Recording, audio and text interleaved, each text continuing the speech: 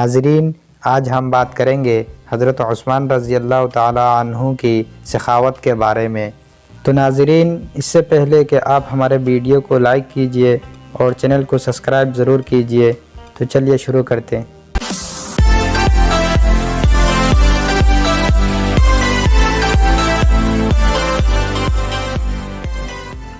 ہمارے بزرگ حضرت عثمان بن عفان رضی اللہ تعالی عنہ خیرخواہ اور دل دریا تھے۔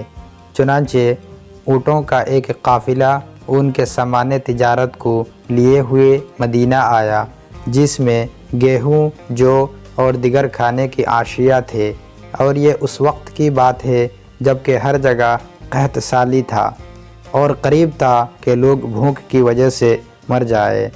تاجر حضرات ان سامانوں کو ان سے خریدنے کے لیے آئے تو حضرات نے ان سے فرمایا، تم مجھے کتنا نفع دو گے؟ تو وہ قیمت میں برابر اضافہ کرتے رہے اور وہ قبول نہ کرتے، یہاں تک کہ ان کی حیرت بڑھ گئی تو ان تاجروں نے ان سے وہ قیمت معلوم کی جو وہ چاہتے تھے۔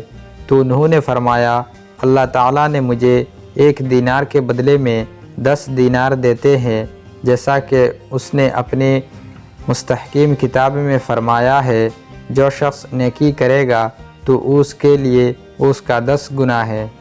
آپ لوگ جائیے، خدا آپ کا بھلا کرے۔ یہ سامان تجارت غریب مسلمانوں کے لیے خیرات ہے۔